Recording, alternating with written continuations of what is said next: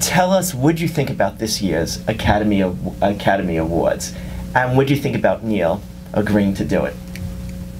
I told him not to do it. Why? It's a really no-win situation for the host. Truly, it's a no-win situation. It's a really, really tough crowd, and it's a hard show to pull off. And I saw how hard he worked.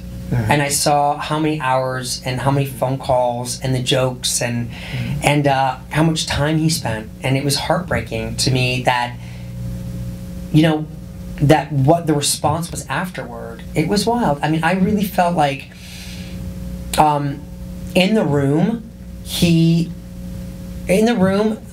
everybody watching had an amazing time. And after the show was done, everyone was coming up to me saying, he did such a great job, he was amazing, that was awesome, that joke was great, this joke was great.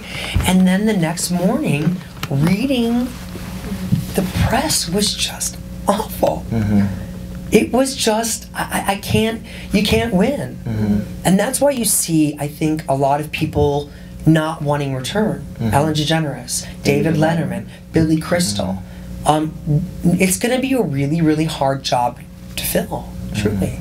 I mean, I don't think that you can win in that situation because it is the end of the award season.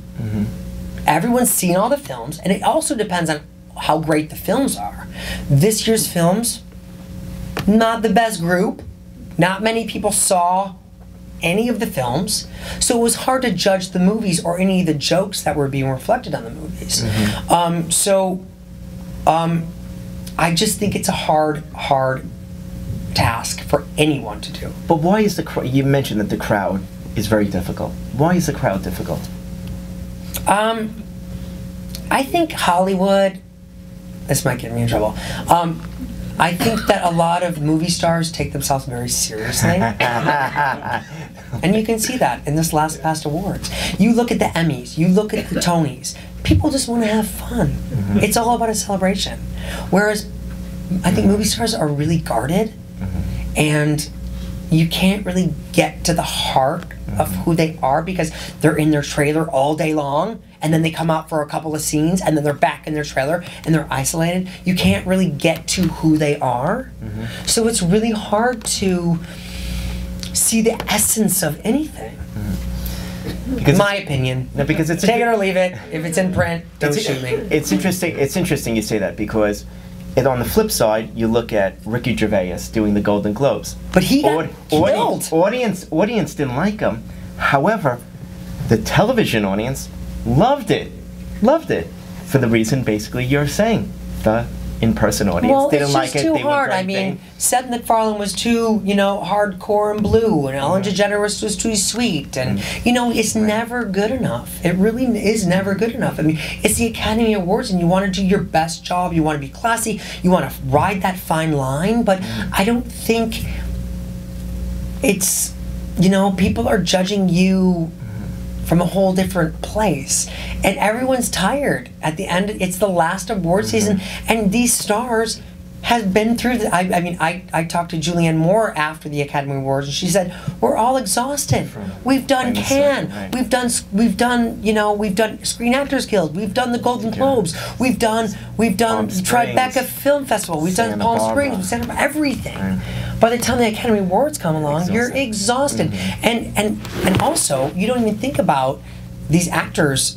What people don't think is that the press line for the Academy Awards is an hour and a half. That the girls have to get ready 3 hours before, the hair, the dress, the makeup, the photos in the car, the driving around the Kodak Theater, and then you get on the carpet and it's an hour and a half of interviews. That you're just saying they're asking the same question over and over and over. So by the time you sit in your seat, you're exhausted. And then you have to sit for 3 hours? I mean, people think it's so glamorous. It's work. It is such work. It's a night out. What? It's an 8-hour day. Oh, yeah. You can't feel sorry. Yeah, exactly. Exactly. But it's tough. But I'm just learning on, you know, being back to acting. I've taken such a break, and now I'm having to do talk shows and sort of like this. You're thrown out of a cannon at 1,000 miles per hour, and you've got this audience in front of you, and your mind doesn't. It's not you're not at a desk. You're not, you know, on a phone call. The job at hand is tough. You've got to be smart and be 4 questions ahead of everybody. It's not an easy task. I mean, wah, you know, hard life, but it's what we have to deal with.